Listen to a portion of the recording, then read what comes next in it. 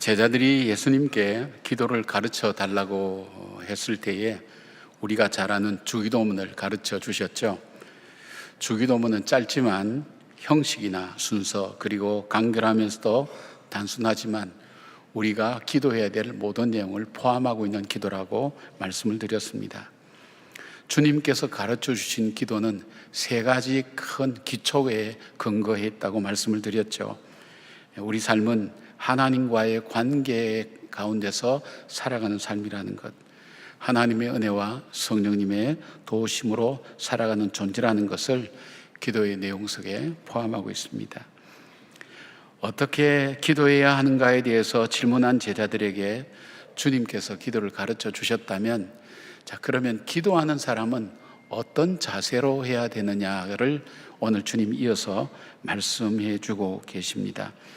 기도의 내용도 참 중요할 수 있지만은 우리가 어떤 마음의 자세를 가지고 기도해야 하는가, 그렇게 말씀해 주고 있습니다. 그렇다면 어떤 자세로 우리가 기도해야 될까요? 첫 번째로 볼 수 있는 것은 하나님께서 아버지 되심을 믿고 기도를 드려야 됩니다. 주님께서 가르쳐 주신 기도는 하나님을 아버지로 부르는 것으로 시작합니다. 성경에서 하나님을 부를 때에 창조주로서 권위와 능력을 의미하는 엘로힘이나 스스로 자존하시며 언약에 충실하신 하나님으로 여호와라고 그렇게 부릅니다. 그런데 그 하나님을 아버지라 부르는 것은 예수님이 처음이었고, 예수님은 자신뿐 아니라 제자들에게도 그 하나님을 아버지라고 부르라고 가르치고 있습니다. 기도란 일반적으로 하나님 앞에 피조물로서 도움을 요청할 때 주로 우리가 하고 있습니다. 그래서 우리는 기도할 때에 이 기도를 들어주실까 안 들어주실까 눈치를 보면서 기도하기도 하죠. 그러나 기도가 우리가 필요한 것을 얻기 위한 수단에 불과하다면 기도는 구걸이나 상거래에 불과할 것입니다. 그런데 만약 기도가 아버지와 아들의 관계에서 나오는 것이라면 어떨까요? 주님께서는 바로 이 점을 가르쳐 주고 계십니다. 그래서 우리가 기도할 때 자녀가 아버지에게 눈치 보지 않고 문제를 가져가듯이 기도할 수 있다는 것을 기억하라고 말씀합니다. 8절에 보면 내가 너에게 말하노니 비록 벗됨으로 인하여는 일어나서 주지 아니할지라도 그 간청함을 인하여 일어나 그 요구대로 주리라, 그렇게 말씀하고 있습니다. 여기에 간청하다라는 이 단어는 아나이데이아라는 말인데, 이 단어는 교회 역사 속에서 두 가지 용법으로 사용이 됐습니다. 하나는 긍정적인 의미로는 강청하다, 끈질기다는 의미가 있고, 부정적인 의미로는 창피한 줄 모르는 뻔뻔한 그런 내용을 담고 있습니다. 비록 이 단어의 사용이 신학적으로는 우리가 조금 논란의 여지가 있지만은 무례하고 뻔뻔스러운 친구의 간청에도 불구하고 성실하게 응답해 주는 사람의 초점을 맞춘다면 그것은 단순히 친구 관계가 아니라 기도자와 하나님과의 관계를 말한다는 것을 알 수 있습니다. 비록 벗됨으로 인하여 일어나서 주지 아니할지라도 하는 말씀은 지금 상황이 부탁을 들어줄 수 없다는 것입니다. 밤은 늦었고 아이들도 잠이 들었고 당시 떡 세 덩이가 결코 작은 분량이 아니었기 때문입니다. 그러나 본문은 친구라는 관계에서도 들어줄 수 없는 부탁을 간청함으로 들어주었다고 말씀합니다. 그렇다면 여러 가지 어려움 중에도 불구하고 기꺼이 도와줄 뿐 아니라 더 좋은 것을 주는 친구는 과연 누구냐 하는 것입니다. 바로 하나님 아버지라는 것을 예수님께서는 제자들에게 가르쳐 주시는 겁니다. 그런데 그 하나님 아버지는 13절에 보니까 너희가 악할지라도 좋은 것을 자식에게 줄 줄 알거든 하물며 너희 하늘 아버지께서 구하는 자에게 성령을 주시지 않겠느냐라고 말씀하십니다. 사랑하는 여러분, 우리가 하나님께 나가서 간구할 때 사실 부끄럽고 조금 뻔뻔스러운 기도를 하기도 합니다. 자주 기도도 하고 하나님께 봉사도 하고 하나님 말씀에 순종도 하고 하면서 기도하면 좋은데, 늘 그냥 평범하게 잘 지내다가 오늘 가사처럼 어려움을 만나면 그 필요에 의해서 기도할 때만 우리가 기도라는 것을 하게 되는 경우가 종종 있습니다. 그래서 막상 우리 문제를 가지고 기도할 때 다급하면 할 수 없지만 좀 내가 하나님 앞에 좀 뻔뻔스럽다는 생각을 하기도 하고 좀 부끄럽다고 하는 생각도 하지만, 그럼에도 불구하고 하나님께서 뭐라고 말씀하시는가 하면, 자녀가 아버지에게 문제를 갖고 가듯 뻔뻔스러워도 당당하게 아버지께 갖고 가라고 그렇게 말씀하고 있습니다. 우리의 추하고 더러운 허물과 죄를 위해서 아들을 내어주신 하나님께서 우리 자녀들이 간구하고 간청할 때 왜 응답해 주지 않겠느냐라고 말씀하시는 겁니다. 저는 신학교 다닐 때 이제 주로 아버지에게 돈이 떨어지면 전화를 드렸습니다. 그런데 그 아버지에게 자주 들은 말씀이 그 말씀입니다. 형준아, 너 급하게 그렇게 네 필요에 따라서 바로바로 전화하지 마라. 집에 돈이 쌓이는 게 아니다. 우리도 준비해야 되니까 미리미리 좀 연락해라. 근데 여러분 살다 보면 알다시피 돈이 뭐 미리미리 필요한 경우가 있습니까? 갑자기 필요하죠. 저는 이렇게 그걸 이해했어요. 자주 좀 연락 좀 하고 살아라. 그런데 그렇게 못했어요. 근데 다음에 여전히 돈 달라고 전화를 드렸어요. 제가 생각할 때도 좀 뻔뻔스럽고 좀 미안하다는 생각이 들만한데, 저는 전혀 그런 마음을 못 가졌어요. 당연하게 생각했어요. 그리고 부모니까 당연하게 준다고 그렇게 믿었어요. 그러니까 얼마나 자신감 있고 당당하게 언제까지 줘야 된다고 날짜까지 못 박아서 그렇게 말씀을 드렸어요. 그게 참 번번스럽고 참 죄송하다 생각했지만 아버지한테 그렇게 마음 같지는 않았거든요. 저는 뭐 제 딸이 자라는 과정을 저는 못 봤습니다. 새벽에 나오면 밤늦게 들어갔기 때문에 자는 모습만 보고, 청소년기는 대안학교를 다녔기 때문에 이 아이의 성장 과정을 저는 잘 알지 못하고 정말 아버지로서 느끼는 것을 느끼지 못했어요. 그런데 이번에 한 3개월 집에 있다 갔습니다. 그러면서 제가 마음으로 한번 생각을 해봤어요. 내가 이 딸아이한테 가는 이 아버지로서의 마음이 어떤 마음인가, 내가 나를 한번 관찰을 해봐야 되겠다 생각했어요. 전에는 본능적으로 이렇게 도와줬는데 그 본능적인 그 나는 어떤 생각을 갖고 있는가 그렇게 봤어요. 근데 더 주고 싶어요. 이야기하기 전에 네가 뭐 필요할 거다 해서 더 주고 싶고 더 해주고 싶은 마음이 가득했어요. 못 주어서 굉장히 안타까웠어요. 그런 제 마음을 제가 관찰할 수 있었어요. 이것이 아버지의 마음이구나. 우리가 좀 뻔뻔스럽더라도 하나님 앞에 나갈 때 아버지가 만약 이런 마음 갖고 있다면 한 번이라도 이 자식이 뭘 나한테 맡겨놨나? 뭐 때문에 이렇게 하나? 이런 마음 갖지를 않는다는 거예요. 그냥 더 해주고 싶어서 더 할 수 있도록 그렇게 하는 것이 아버지입니다. 바로 예수님께서 바로 그런 아버지가 바로 하나님 아버지라는 것을 말씀해 주고 있습니다. 여러분 기도할 때 우리의 가장 중요한 자세는 내가 기도하는 바로 그분이 나의 아버지라는 그 마음의 자세를 가지고 기도할 수 있어야 됩니다.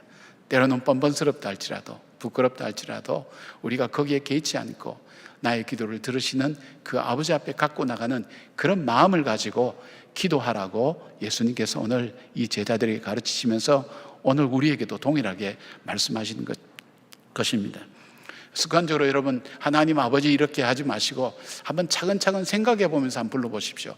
그 존귀하신 그 하나님, 이 사람들 이스라엘 사람들은 성경을 쓰다가도 하나님의 이름이 나오면 붓으로 빨고 목욕을 하고 옷을 새로 갈아입고 그렇게 해서 그 하나님 이름을 썼다는데, 그 존귀하고 높으신 하나님을 내가 아버지라고 부른다는 것, 나의 아버지라는 그 마음과 믿음을 가지고 주 앞에 기도하며 나가는 저와 여러분 되기를 바랍니다.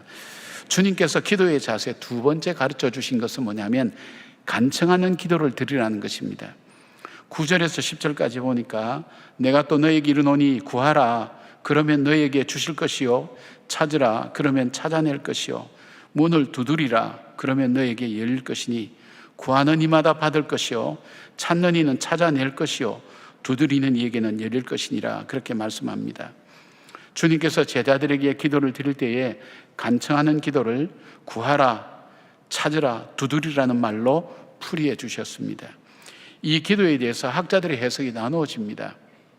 자, 먼저는 우리가 하나님 앞에 간청해서 얻어내야 된다면, 막 몸부림치고 부르짖고 막 그렇게 해서 얻어내야 된다면 우리는 하나님을 너무 치사한 하나님으로 만든다고 그렇게 이야기를 합니다. 그렇지 않아요? 그냥 줄 거 있으면 깨끗하게 주고 안 되면 안 된다고 얘기를 하시지, 막 안 된다고 해놓고 또 우리가 간청하고 막 부르짖으면 주는 하나님, 그럼 그 하나님은 어떤 하나님입니까? 그런 치사한 하나님으로 만들지 말라는 겁니다. 해석을 그렇게 해요. 근데 반대로 또 해석하는 분이 있어요. 정말 인생을 살면서 몸부림치고 호소할 데 없어서 울부짖을 수밖에 없는 그 상황 속에서 아버지에게 그렇게 기도하지 않는다면 누구한테 기도하겠는가? 바로 그 하나님 앞에 그렇게 기도해야 된다. 그렇게 해석하는 분들이 있습니다. 바로 그런 해석이 다름에도 불구하고 주님께서 오늘 우리에게 주신 말씀은 바로 하나님께 간청하는 기도를 드리라고 말씀합니다. 여기에 구하라, 찾으라, 문을 두드리라 하는 것은 현재 명령형입니다. 한 번만 하라는 게 아닙니다. 계속해서 지속적으로 계속하라는 의미입니다. 기본, asking, 기본, seeking, 기본, knocking, 그렇게 하라는 겁니다. 계속 찾으라는 겁니다. 그렇게 가르쳐 주셨어요. 그렇게 기도하는 것을 우리가 좀 용어를 좀 이렇게 요약하면 지속적으로 기도해라. 그리고 간절하게 기도해라. 그리고 끝까지 기도해라. 이렇게 아마 의미를 생각해 볼 수 있을 겁니다. 여러분, 아브라함이 자기 조카 롯을 구하기 위해서 하나님께 간구하는 기도를 알고 있지 않습니까? 하나님께서 소돔과 고모라를 멸망시킬 때에 그 성에 의인 50명이 있으면 용서할 수 있겠습니까? 그렇게 묻습니다. 근데 찾아도 없습니다. 그래서 아브라함은 45명이면 어떻습니까? 그래도 없습니다. 또 40명이면 어떻습니까? 한국 사람 같으면 3-4번으로 끝났을 거예요. 근데 아브라함은 그러지 않았어요. 5명씩 해도 푹푹 줄지는 않고 찾아보기 힘드니까 그냥 양을 좀 많이 해서 다시 질문해야 되겠다 그래서 그 다음부터는 30명으로 내려갑니다. 10명씩 끊어 나갑니다. 30명이면 어떻습니까? 20명이면 어떻습니까? 10명이면 어떻습니까? 그래도 없었습니다. 정말 뻔뻔스러운 기도죠.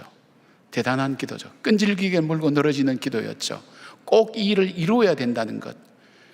결국 이 소돔과 고모라는 멸망당했지만 성경은 이렇게 말씀합니다. 하나님께서 소돔과 고모라를 엎으시는 중에 아브라함의 기도를 기억하시사 그 가정을 구출하셨다고 그렇게 말씀합니다. 열왕기상 18장에 보면 엘리야는 갈멜산 꼭대기에 올라가서 3년 반이나 비가 오지 않는 이 땅에 비가 내리도록 얼마나 간절히 기도합니까?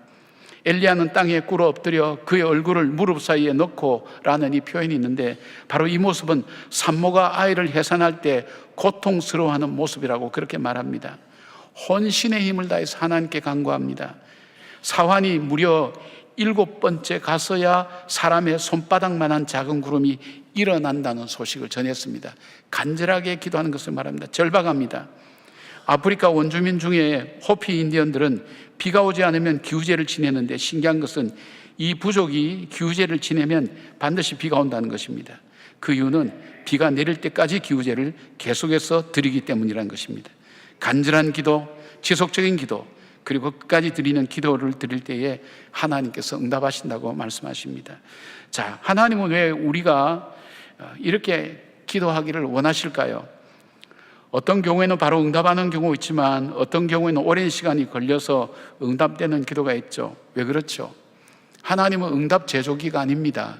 그리고 우리가 기도했다고 해서 대답해야 될 의무가 하나님에게는 없습니다. 하나님은 자유입니다. 그런데 그 하나님이 인격체입니다. 하나님께서 우리의 기도에 더디 응답하시면서 우리가 기다리면서 지치지 않고 인내하고 계속해서 구하고 찾고 두드리고 그렇게 기도할 때 참 신기한 것은 기도를 그렇게 오랫동안 하다 보면 정말 나에게 필요한 것이 뭔가를 알게 됩니다. 내 기도 제목은 이거였는데 기도를 자꾸 하다 보니까 아니야, 정말 나에게 필요한 건 이거였구나 하는 것을 깨닫게 됩니다. 비로소. 그래서 바로 구하게 되는 것이 됩니다. 그리고 또 하나 있다면 정말 기도를 하다 보면 이 기도의 응답은 하나님 외에는 응답해 줄 만한 분이 없습니다 하는 믿음을 갖게 됩니다. 절박한 믿음이죠. 정말 하나님 당신 외에는 아무리 살펴봐도 응답할 분이 주님밖에 없습니다. 그 믿음을 붙들게 됩니다. 더 나아가서 우리가 기도를 하게 되면 내가 기도 제목 가지고 문제 가지고 기도했는데 점점 기도하다 보면 그 기도를 받으시는 그 하나님이 어떤 분인가에 대해서 관심 갖고 하나님과 어느새 가까워진다는 것입니다. 어떤 한 청년이 자매를 참 사랑했습니다. 사랑했는데 그래서 매일같이 편지를 보냈어요. 그 자매에게 사랑한다고 편지를 보냈어요. 여러분 우편 배달부가 계속 그 편지를 이제 전해줍니다. 근데 이 자매가 누구하고 결혼했는지 아세요? 우편 배달부하고 결혼했어요. 친해진 거예요. 가까워진 거예요. 참 재밌죠. 재밌는 얘기지만 우리의 기도가 그렇습니다. 하나님과 자주 만나고 하나님과 대화할 때 하나님께서 우리를 들으시고 그의 인격 되심, 그리고 우리를 성숙하게 만들어 가시는 걸 봅니다. 왜냐하면 준비 안 된 사람에게 응답될 때 오히려 그 삶이 무너지는 것을 우리는 경험 많이 하게 됩니다. 하나님은 우리의 믿음이 준비될 때까지 기다리시고 기다리셨다가 가장 좋은 때에 가장 귀한 것으로 응답하시는 것을 우리가 알게 됩니다. 내가 구하기 전에 미리 다 알고 계신 주님, 그럼에도 내가 하나님 앞에 문제를 가지고 기도하기를 기다리고 계십니다. 왜냐하면 우리를 더 가까이 두시고 우리와 교제하기를 원하시는 하나님이기 때문입니다. 사랑하는 여러분, 간청하는 기도를 좀 들으시기 바랍니다. 기도하다가 아니면 말고 이렇게 하지 마시고 끝까지 그 제목 붙들고 계속해서 기도해 갈 때에 하나님께서는 반드시 응답하시는 것을 깨닫게 됩니다. 기도 안 하면 응답이 주어져도 응답인 줄 모르고 지나갈 때가 많습니다. 하나님은 오늘도 신실하게 응답하시는 분이라는 것, 간청하는 기도 포기하지 말고 꼭 하시길 바랍니다. 세 번째로 주님께서 가르쳐 주시는 기도의 자세는 하나님은 가장 좋은 것으로 응답하시는 분이라는 것입니다. 그걸 믿어야 됩니다. 13절, 11절에서 13절 보니까 너희 중에 아버지 된 자로서 누가 아들이 생선을 달라 하면 생선 대신 뱀을 주며 알을 달라 하는데 정갈을 주겠느냐? 너희가 악할지라도 좋은 것을 자식에게 줄 줄 알거든 하물며 너희 하늘 아버지께서 구하는 자에게 성령을 주시지 않겠느냐, 이렇게 말씀하십니다. 같은 말씀을 마태복음 7장 11절에는 이렇게 말씀합니다. 너희가 악한 자라도 좋은 것으로 자식에게 줄 줄 알거든 하물며 하늘에 계신 너희 아버지께서 구하는 자에게 좋은 것으로 주시지 않겠느냐. 여기 보니까 우리를 향한 하나님의 응답은 뭐라 그랬습니까? 누가는 구하는 자에게 성령을 주신다고 했고 마태는 좋은 것이라고 했습니다. 그러니까 좋은 것은 성령이라고 우리가 연결시켜도 될 것 같습니다. 구하는 자에게 주시는 것이 있습니다. 구하는 것을 주시는 것이 아니라 구하는 것보다 더 좋은 것, 그리고 성령을 우리에게 응답으로 주신다는 것입니다. 그런데 이 말은 한 두 가지 전제를 갖고 있습니다. 첫째는 우리는 가장 좋은 것이 무엇인지 알지 못한다는 것입니다. 지금은 나에게 이게 꼭 필요해서 구하는데 이게 정말 나에게 꼭 필요한 것인가 하는 것을 우리는 알지 못한다는 것입니다. 오히려 이런 것 때문에 인생을 망치는 사람이 적지 않습니다. 작은 실패를 여러분께서도 많이 해보셨을 겁니다. 그때 그 응답이라고 생각했던 그것이 나에게 얼마나 어려움을 주었는가 하는 것을, 그런 경험들을 갖고 계실 줄 압니다. 이 뭐냐면 야고보서 4장 3절 보니까 이런 말씀이 있습니다. 구하여도 받지 못함은 정욕으로 잘못 구하기 때문이라. 우리가 잘못 구하는 게 많다는 것입니다. 이게 전제입니다. 그래서 로마서 8장 26절에 보면 이와 같이 성령도 우리의 연약함을 도우시나니 우리는 마땅히 기도할 바를 알지 못하나 오직 성령이 말할 수 없는 탄식으로 우리를 위하여 친히 간구하시느니라. 우리가 구해야 될 걸, 제대로 구해야 될 걸 알지 못하는 거예요. 그러니까 성령께서 탄식하는 마음으로, 안타까운 마음으로 우리가 정말 필요한 것이 무엇인지를 성령께서 대신 우리를 위해서 기도해 주신다는 것을 보게 됩니다.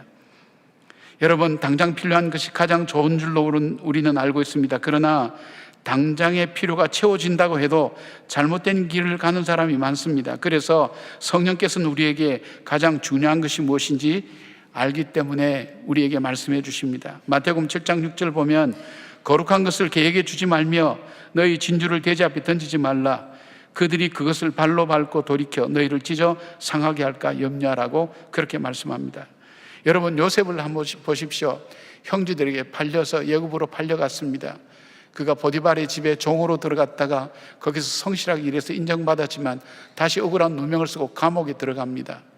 감옥에 들어가서 지내던 중에 술 맡은 관원의 꿈을 해석해주고, 왕의 술 맡은 관원의 꿈을 해석해주고, 그 관원이 얘기합니다. 내가 나가면 너 꼭 억울함을 알고 너를 석방시켜 주겠다고. 그런데 나가고 나서 아무 소식이 없었습니다. 여전히 요셉은 감옥 속에 있었습니다. 언제까지? 나이가 30이 될 때까지. 왜냐하면 애굽에는 관리로 등용되려면 30살이 넘어야 된다고 법으로 되어 있습니다. 그리고 또 언제까지요? 그 애굽의 신하들과 사람들이 요셉이 아니면 안 된다고 마음으로 인정할 때까지. 또 언제까지요? 요셉이 그 형들을 용서하고 하나님의 뜻을 알 수 있을 때까지 주님은 기다리셨어요. 만약에 요셉이 중간에 석방되어서 집으로 돌아갔다, 집에 피난리 나는 여러 가지 사건이 있었을 거예요. 그리고 하나님께서 이스라엘 백성을 애굽으로 인도하여서 그곳에서 큰 민족을 이루게 하시고 구원의 역사를 펼쳐나가는 하나님의 계획을 이룰 수가 없었을 거예요. 하나님께서는 요셉에게 그렇게 해서 그로 하여금 인격이 성숙해지고, 그리고 하나님 뜻이 이루어질 때까지 그의 삶을 붙들어 주시고 하나님께서 응답해 가시는 과정을 우리는 살펴볼 수가 있습니다. 우리가 가장 좋은 것을 알지 못한다는 전제하고, 또 두 번째가 있다면, 우리에게 좋은 것을 응답하는데 우리에게 정말 좋은 것은 뭐냐면 우리의 삶에 하나님의 뜻이 나를 통해서 이루어지는 것과, 그리고 하나님이 통치하시는 하나님 나라가 이루어지는 것이 가장 좋은 응답입니다. 이거 잘 와닿지 않죠?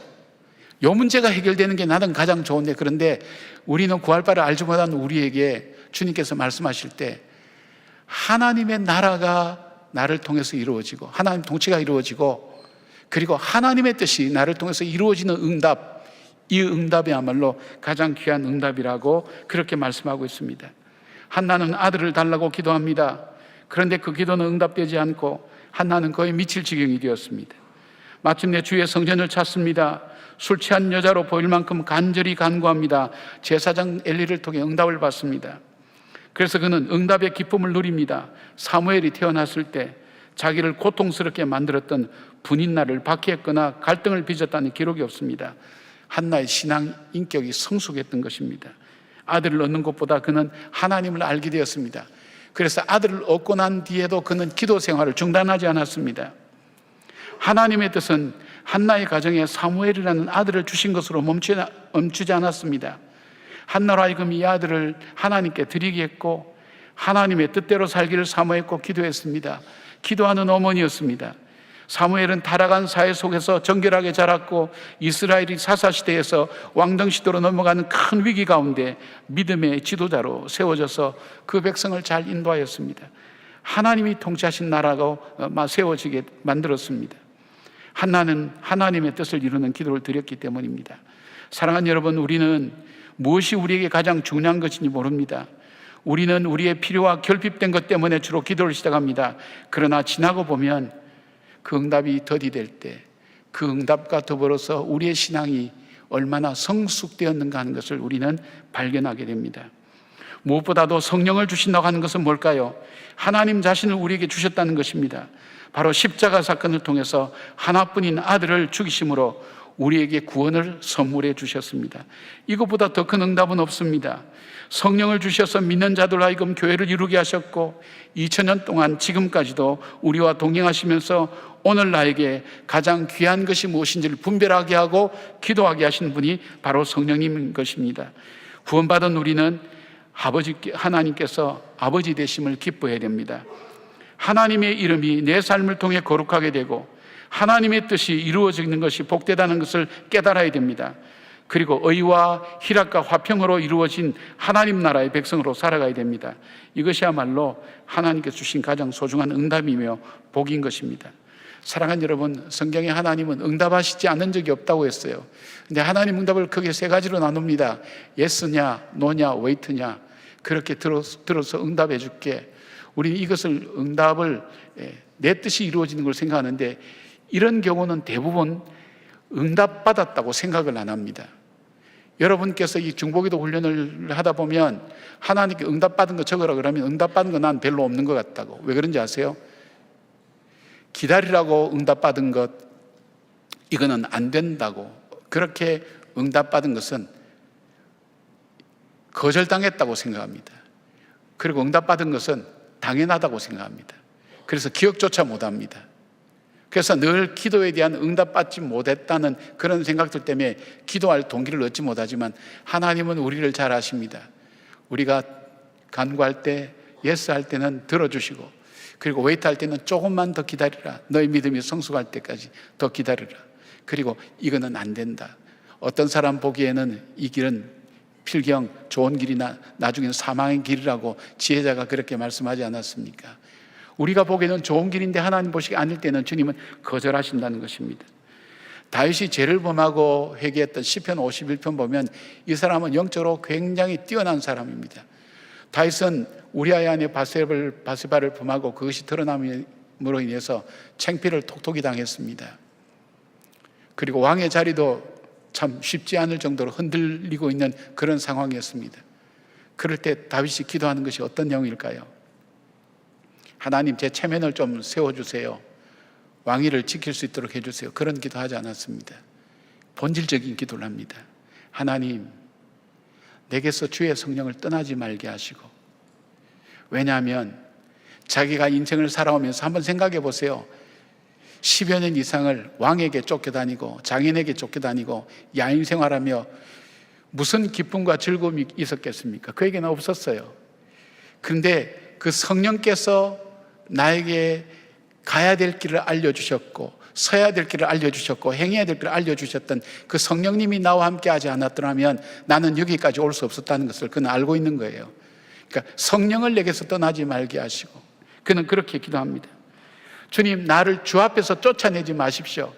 주님 없이는 내가 더 이상 살아갈 수가 없습니다. 나를 주 앞에서 쫓아내지 마시고, 그리고 구원의 즐거움을 내게 회복시켜 달라고. 구원받은 그 기쁨, 자기가 하나님이 나를 구해 주셨다는 그 기쁨이 자기로 하여금 지금까지 자기 삶을 살아오게 했는데, 그 세 가지를 하나님께 간구하는 것을 봅니다. 뭐 다양하게 용서해 달라고 하지만은 저는 이걸 보면서 굉장히 영성이 뛰어난 사람이다, 무엇을 기도해야 될지를 아는 사람이라고 생각합니다. 사랑하는 여러분, 그러나 어린아이의 옹알거림까지도 듣는 부모님이라면 오늘 우리가 신음하는 소리도 주님은 들으시고 응답하실 것을 믿으시길 바랍니다. 기도자의 자세, 우리가 기도는 주기도문을 곱씹어 보면서 하나씩 하나씩 여러분의 상황과 대입시켜서 기도하면서, 기도의 자세, 하나님께서 나의 아버지 되신다, 내가 좀 뻔뻔스럽고 죄송해도 그래도 하나님 앞에 난 내가 아릴 것 아리겠다는 것, 정말 주님께서는 나로 하여금 내 기도를 들으시고 응답하시는 그 하나님, 반드시 응답하시는 하나님, 기도할 때 외면치 아니하시는 하나님이라는 것, 그리고 가장 좋은 선물인 예수 그리스도를 나에게 주신 그 아버지라는 사실을 믿음으로 고백하면서 우리의 간구 앞에 하나님을 더 깊게 만나는 통로가 되는 그런 지혜가 있었으면 좋겠습니다. 나태주 시인의 부모 노릇이라는 시가 있어요. 짧은 시인데 재밌습니다. 낳아주고 길러주고 가르쳐주고, 그리고 남은 일은 기다려주고 참아주고 져주기. 아마 부모님들 공감할 거예요. 여기에 제가 주님의 사랑을 한 가지만 덧붙이면, 우리를 공급해 주시고 인도해 주시고 보호해 주신다. 우리 하나님 앞에 그런 마음으로 나가는 우리 아버지 되신 하나님을 믿고 나가는 저와 여러분 되기를 주님의 이름으로 축복합니다. 아멘. 기도하겠습니다. 아버지, 고맙습니다. 존귀하고 귀한 그 하나님을 아버지라고 부를 수 있게 한 것 얼만큼 귀한지요. 그 부모가 되어 보고 나서야 그 부모의 마음을 알 수 있듯이 아버지의 마음을 조금이라도 알기에 하나님, 부끄럽지만 주님 앞에 우리 문제를 가지고 아버지 앞에 나갑니다. 하나님, 중단하지 않습니다. 왜냐하면 반드시 우리 기도에 응답하실 주님을 알기 때문에, 그 주님을 믿기 때문에 하나님, 이루어지지 않는다고 포기하지 않고 계속해서 주님 앞에 기도합니다. 우리의 기도가 더 성숙되게 하시고 기도를 통해 하나님을 더 깊게 알아가는 지혜가 저희들 속에 있게 하여 주시옵소서. 나에게 예수 그리스도의 십자가의 귀한 구속의 사랑을 선물로 주신 하나님 고맙습니다. 이 큰 사랑을 등한히 여기지 않게 하여 주시고, 큰 사랑받은 주의 백성이 일상을 통해서 베풀어 주시고 섬세하고 자상하게 살피시는 그 하나님의 귀한 은혜를 기억하며 응답하실 주님을 바라보고 나가는 저희들 되게 하여 주시옵소서. 주님, 우리를 인도해 주십시오. 우리에게 필요한 것을 공급하여 주십시오. 그리고 우리를 보호하여 주시옵소서. 그리고 우리의 인생이 결코 헛되지 않았다는 것을 하나님, 주님 앞에 감사함으로 주님 나아갈 때 고백하는 저희들의 삶이 되게 하여 주시옵소서. 예수님의 이름으로 기도드리옵나이다. 아멘.